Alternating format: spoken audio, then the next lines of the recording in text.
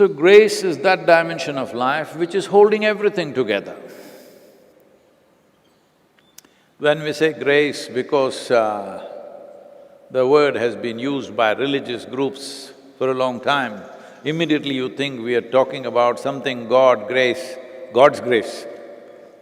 No, I'm not talking about God's grace, I'm just talking about grace in which even God should exist.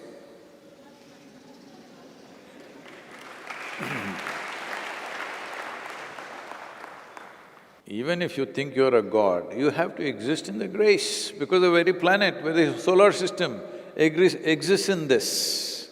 So this force, which keeps everything together, somebody was trying to explain, it is simplistic, but you can look at it this way. See, an apple fell down and Isaac Newton got excited. It is an observation. It is not any kind of a scientific, it is not a law by any means. There is no mathematical basis to it even today. All kinds of calculations have been done, but nobody has arrived at it. It is only an observation, which you could observe if you just fall off 5 feet ledge, you will clearly observe, you only fall down. But an apple fell, but the whole tree was growing up, nobody noticed that. So there is something which is functioning in the universe without which you cannot exist. The grace of yoga, we should have said yoga of grace. But it's the grace of yoga is that you make yourself in such a way that you become more available to grace than gravity. If you're available to gravity, you will become a creature on the planet, nothing wrong, just limited, that's all. Is there something wrong with a grasshopper, with an earthworm, with a cockroach, with the sparrow? Is there something wrong? Nothing wrong. They're wonderful life by themselves, just limited, that's all, limited possibility. The significance of being human is, the possibilities have expanded in a massive way compared to an earthworm. That is the significance. But all those people who are committed to security in their life, security is the only aspect, the core aspect of their life. Their choice of what they're doing in their life, security decides that. Their choice of who they marry, security decides that. Their choice of how many children they have, security decides that. Their choice of what they do today or not do today, security decides that. Then when you're too concerned about physical survival, then you are in camaraderie with the grasshopper. Now, grasshopper is having fun, that also you think is dangerous. Earthworm. But earthworm is very eco-friendly, you're not, that's the problem. So, grace of yoga means becoming available to the grace. Grace is always there, otherwise this existence cannot be. For lack of English words, we are using grace. So, to become more available to that, so that your life feels elevated, small concerns are no more concerns for you. Today, what I eat, where I sleep, what happens, what is going to happen, what's not going to happen, is not of a concern to you. Today, how I am, how profound is my experience of life, this becomes your concern when there is grace. Have you noticed many times, if you're in a hotel lobby, there is a background music going on and after some time you do not know that there is music going on, unless you want to make a conversation and you find it interferes with it or something like that, otherwise it's on all the time and you do not notice it. Being in America, some machine is buzzing all the time in your house, but you do not know that it's buzzing. Only when you enter the house, you will know it. After some time, you do not know it. So almost anything which is there with you all the time, you tend to not know it. That's the only reason why you do not know the hand of the divine upon you. Because it's always on. If it was off and on, if you do not even know that your breath is on, if it goes off for a minute, for sure you know. So because it's not at all off, that's the reason why you do not know. But what is the problem if something is on all the time? What is the problem not knowing? Not knowing that you're alive, what is the problem? You'll just miss life, that's all. The joy of being in grace will be lost. Still life will be happening, but the joy of being in grace is completely lost upon you. So it is not something that's on and off. It is not something that every weekend you question whether it is on or off. It's just on. You just have to, become conscious of it so that you know the joy of being in grace. I have said this in many ways, but people, I'm sure most of you have chosen to ignore it. I've said, once you sit with me even for a moment, then there is no such thing as privacy in your life. So the moment you sat with me, particularly initiated by me, after that there's no such thing as whether it is on or not, it is on all the time. It is just that you are expecting grace just to fulfill your plans. Most people are only expecting grace to fulfill their plans because this is an old habit of going to the temple, church or mosque and telling God what he must do. If he does not do, you will change your God. So this is an old habit. So grace is not about fulfilling your plan. Grace is about fulfilling life's plan for you. This is not about fulfilling your petty plan because every day your plans keep changing. At different stages in your life, many times you thought this is it and next moment you change your decision. So, grace, a guru's grace is not designed to fulfill your plans. Guru's grace is designed to fulfill the life's plan. You as a piece of life, to fulfill its plan, to make life arrive at its fulfillment, not to fulfill your immediate plan. You want to go on a vacation, go, Sadhguru, why are you not helping me? This is not about that. So don't every other day keep on questioning, is it there with me, is it not there with me? I won't be wasting my life with you if I could not sustain the support and make it happen. I have become the laughing stock of this congregation because of my incessant questions. They never cease. And I have yet another one, Sadhguru.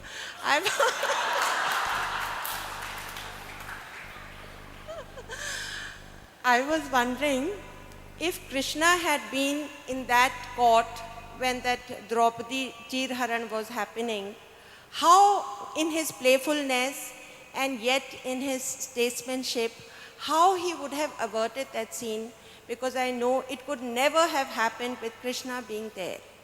It happened with all the great stalwarts being in that court, but Krishna alone would have made all the difference. It's good that she brought this up at this point. Who told you you're a laughing stock? They laugh at everything, they've become like that.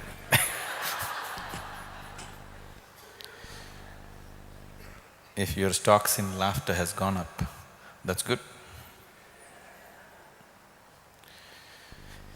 So, when Draupadi was being disrobed in public, Krishna was not there. He was not even aware of the scene, because when he came to Rajasuya Yagna just before this, Shalva, another king who held grudge against him, came and ransacked Dwaraka completely. Killed and burnt homes and burnt cattle and burnt everything. So Yadavas, those who got killed, though others just ran into the forest and hid. And on top of it, Shalva kidnapped Krishna's father Vasudeva and took him away. So by the time Krishna reached there, the whole place was just burnt and devastated. People were all hiding in the mountains and forests. After he came, they came down and he reorganized the people and building the city back and sending his son to go and somehow get the release of his father who was kidnapped. This is what he was involved in at that time, so he was completely not aware of what was happening here in Hastinapur. So if he is not at all aware, how did he reach out to Draupadi? So yesterday this question came about grace. We should have looked at it there. This is a constant question for it's a constant question that's coming to me in so many forms. Some gently, some very arrogantly, some sarcastically, some almost in an accusing way, or some blatantly accusing, so many ways. So Krishna is not aware of Draupadi's predicament. So how did that miracle happen, that she was guarded? You need to understand this. For the grace to function, I need not be aware of what's happening to you. Mentally, I need not be aware of what's happening. A certain investment of energy is made which takes care of itself. If you wish to be aware, you can be aware, it's possible. But most of the time you don't wish to be aware because it's too many things happening. It is just a certain investment has been made and that takes care of those events. Those who are receptive to it, for them it works. Those who are not receptive, it'll not work. Somewhere else when this came up, I think Uddhava says, in many situations, I have seen you beyond any doubt that you are a divine manifestation. You're definitely not another ordinary man. There is so much about you which is beyond man. But why these problems, you can't just handle it like that for people. Somebody is struggling, why can't we just do that? So Krishna smilingly said, nobody can work a miracle unless the recipient is in full faith. Even the great god Mahadeva comes, he cannot work a miracle unless there is a receptivity of faith. So don't expect such things, that when people are not receptive, that you will work miracles. It'll not work. There's a very beautiful story which we have been telling. One day Krishna was having lunch. Satyabhama was serving him. Halfway through the meal, he just got up and he said, one of my devotees is in trouble, I need to go. And he just washed his hands and left. He went till the gate, then stopped there, turned around and came back. Satyabhama asked, what happened? You left the lunch like this and went away saying your devotee is in trouble, and now you just turned back and came, what happened? Then Krishna said, a devotee of mine who was chanting, who was calling out Krishna, Krishna, with his eyes closed, a hungry tiger approached him. He would be killed. So I thought I will reach out and I went. But by the time I went near the gate, the fool picked up a stone in his hand, so I turned back and came.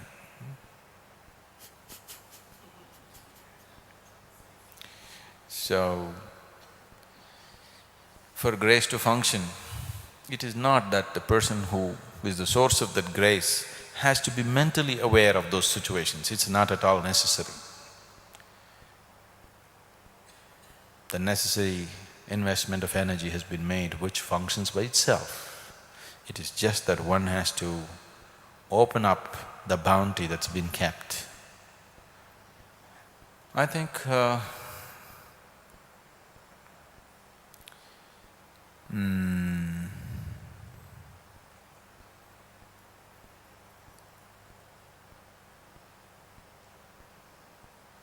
Chaitanya Mahaprabhu was much more fortunate than Krishna or anybody else for that matter. because he managed to work up more faith in people and things happen in many ways. Now don't think of faith in terms of people are every day talking about miracles, you know. They've just lost control over their imagination. Things happening which will leave people transformed. So, Krishna himself in his life could generate faith in lots of people, but still not in the same measure of who he is. For who he is, much more should have happened. But it did not happen. But I don't see it as a surprise. That's always been so. When the greatest ones come, greatest things did not happen because they were too far out. A little medium-scale ones did better with people in many ways, though they cannot take them to the ultimate. On certain levels, they did better because they operated on the levels that people understand.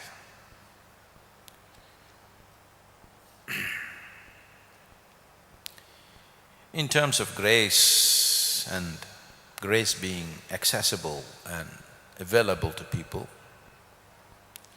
unless one creates that openness, which can only happen when you're willing to keep yourself aside. If you pick up the stone in your hand and then say, Krishna, Krishna, it doesn't work like that. If you pick up the stone in your hand and say, Sadhguru, Sadhguru, even if I want to, it doesn't work because it's subtle.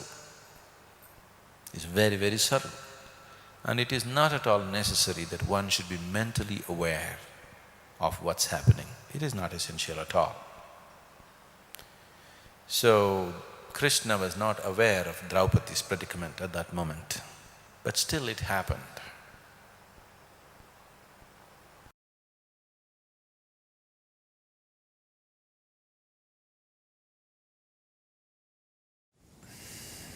This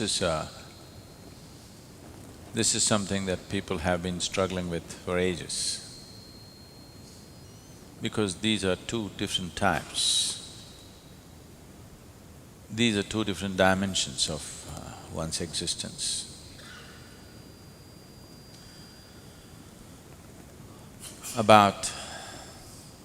These two dimensions are about doing something, making something happen, and allowing something to happen to you. These are two different aspects.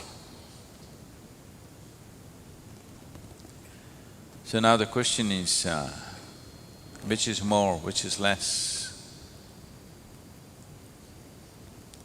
Can I do it all? Or there's nothing I can do, I have to just allow it? If you are capable of just allowing it, that would be very good for you. But if you are the kind who just allows things to happen to you, do not expect people around you to understand anything about you, because they will not understand. People around you cannot understand what it means to allow. Doing is something that they understand, but doing is a limited possibility, and doing is a very laborious process. It's like, if I want to bake bread, how much of it do you do? How much of it do you allow? There is an equal proportion of both. If you do not knead it hard enough, if you do not work to load the oven properly, if you do not set the right temperatures, which is all you're doing, it's not going to happen. But if you're not willing to allow, that you're willing to close it and simply sit there like a pregnant woman. Yes, Baking, if you do not know how to bake bread, it is all as complicated as bearing a child. Yes. You have to sit there and wait. If you are too much of a doer, you want to open every few moments and look at it, you will not have bread, you will have something else. This goes for baking bread, growing a plant, bringing up a child, or bringing yourself up, which is, you're realizing is the hardest task. That if you want to bring yourself up, there's a certain amount of striving and doing on your part to be done. But without allowing, it will be an extraordinarily difficult process and incomplete process for a very long time to come. So both are needed. If both have entered your life at the same time, you must consider yourself to be an extremely fortunate human being, whether you understand the fortune or not. Because there are people who for lifetimes are just doing without grace being available to them. There are people who are just waiting for grace to happen, not doing anything because they do not know what to do, doing their own little things without doing the right kind of thing to become open to the process. So these two kind of people exist everywhere in the world. Some are waiting for gods to do things for them. Some are trying to do everything by themselves. You are an extremely fortunate human being if action and receptivity both have come into your life at the same time. That you know how to perform action.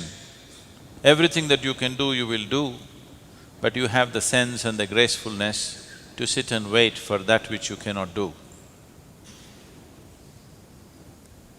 So, it is that dimension, it is this combination of these two that we are effectively delivering through Isha Yoga. That people learn to do something about themselves, at the same time, people learn the humility of waiting. The devotion. Devotion is needed, otherwise one cannot wait. If you do not look up to something, you cannot wait. So to be able to do everything that's needed, having the necessary tools and the empowerment to do things about your life, at the same time having the necessary sense and grace to wait and be able to receive, both these things need to happen. So if the question is pushed a little further, the question could be, can't I do it myself? Or the next question could be, will you write a self-help book, get yourself enlightened?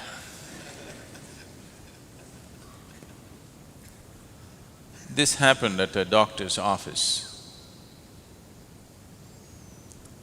A woman came with her husband who was limping and in a bad shape. She brought him slowly, he was leaning heavily on her, she brought him slowly and made him sit down. The receptionist who was sitting there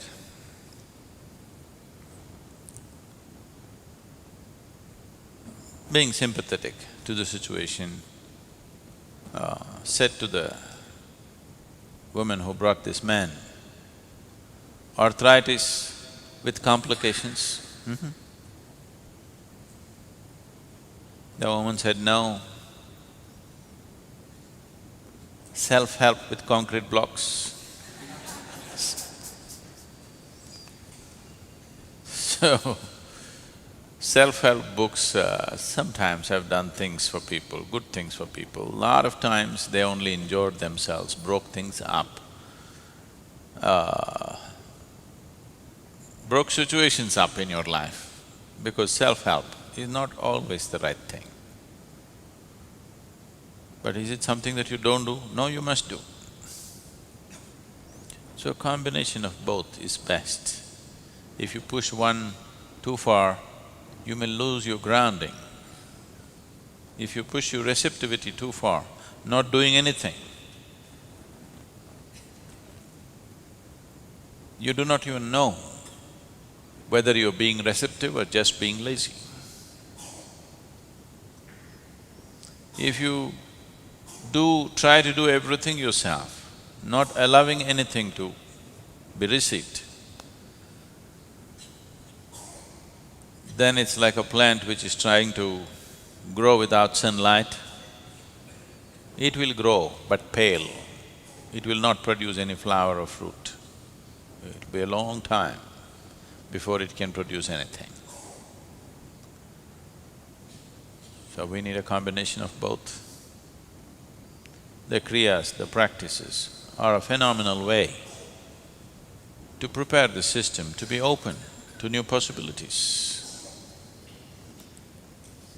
If your energies do not open up to new possibilities, then you're talking about a long drawn-out journey.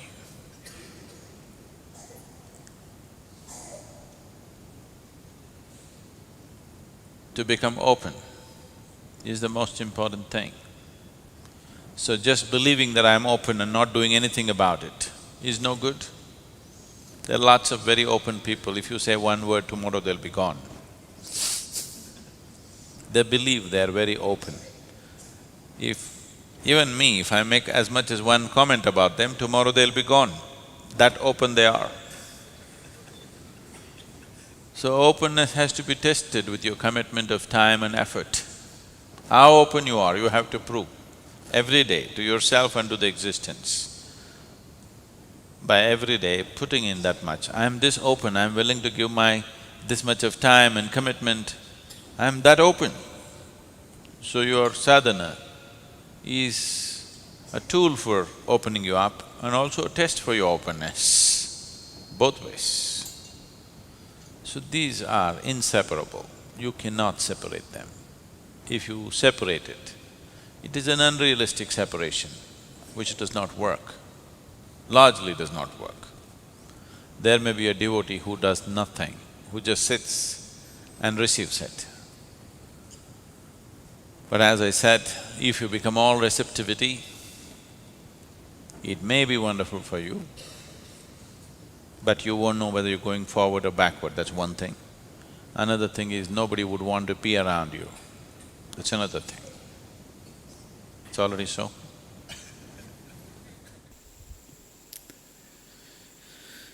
If this plant has to flower, the soil should be right.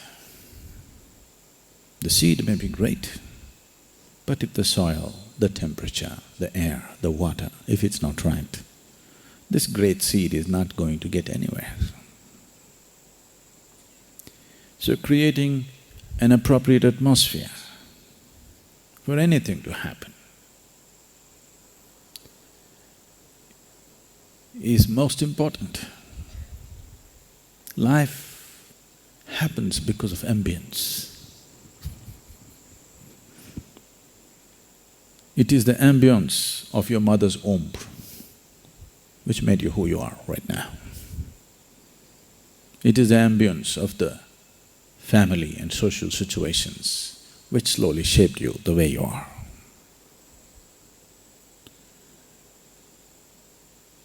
This is something that people have not taken enough care about.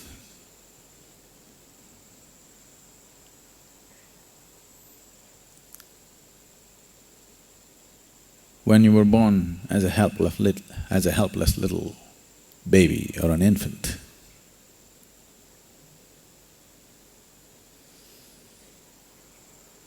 the lap of your mother, the comfort, the security, the nourishment of your mother's lap was crucial.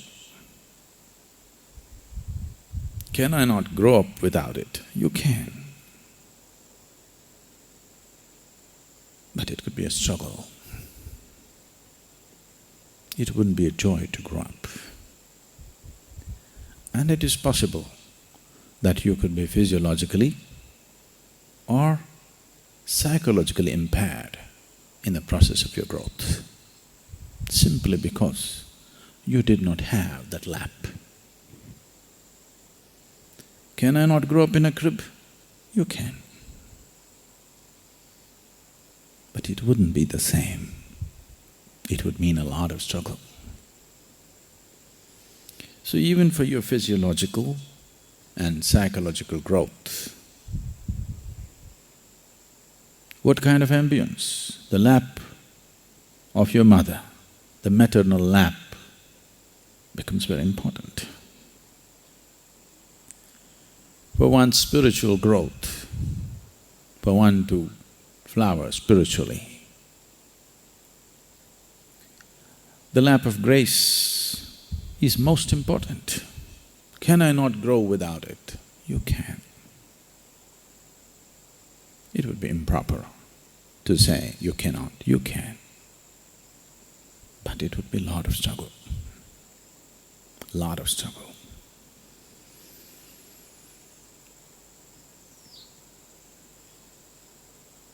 I don't see many here who would be capable of that kind of struggle. They would only give up.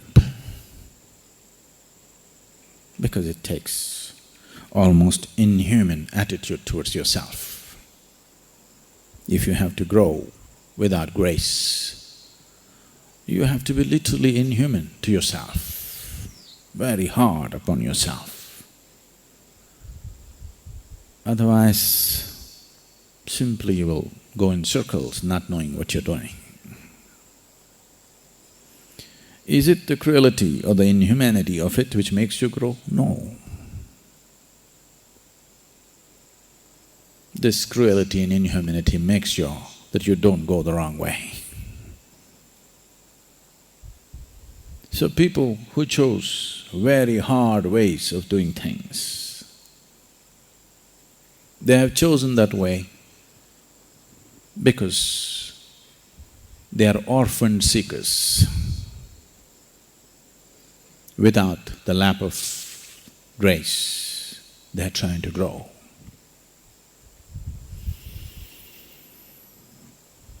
I know the pain of this better than anybody.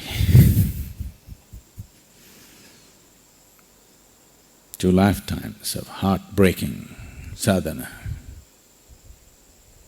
Really, body anyway breaks. You know, for some people their hearts break before their bodies break. But there are some others, they won't let their hearts break because they made themselves like stones. So body breaks first. But slowly, that also begins to break. Fortunately,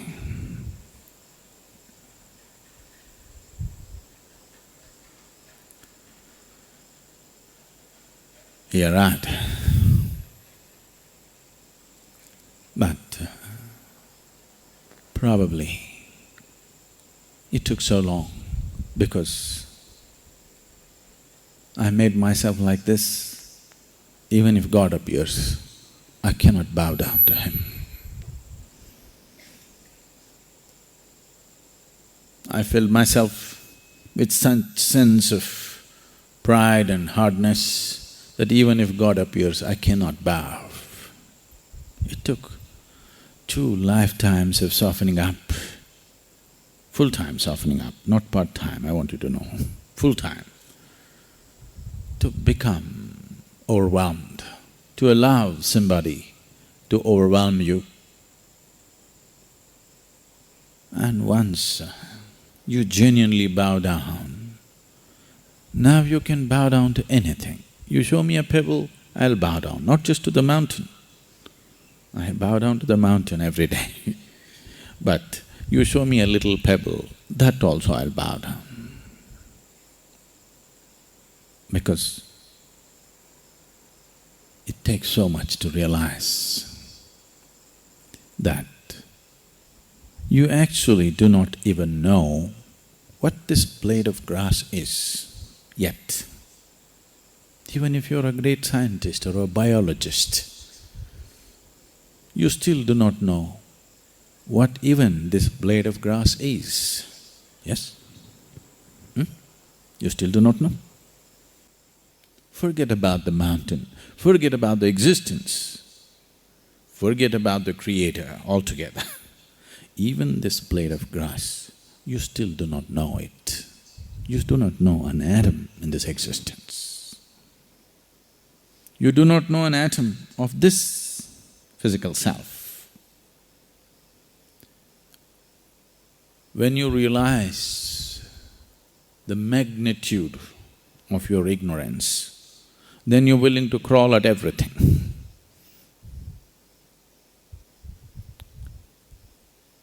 When you come from an assumption, because of the bits and pieces of information that you have collected, when you come from the assumption that you know, your spine becomes like a steel rod and you cannot bend. You cannot bow at anything. Spent 2 lifetimes like steel. Steel is not strong.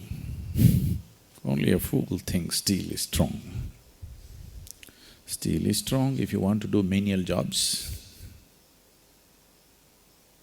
But if you want to do the highest thing that a human being can do, you will see steel is not strong. That's not the kind of strength it takes. So to be in the lap of grace, and doubly to be in the grace of such a large establishment, it's a fortune.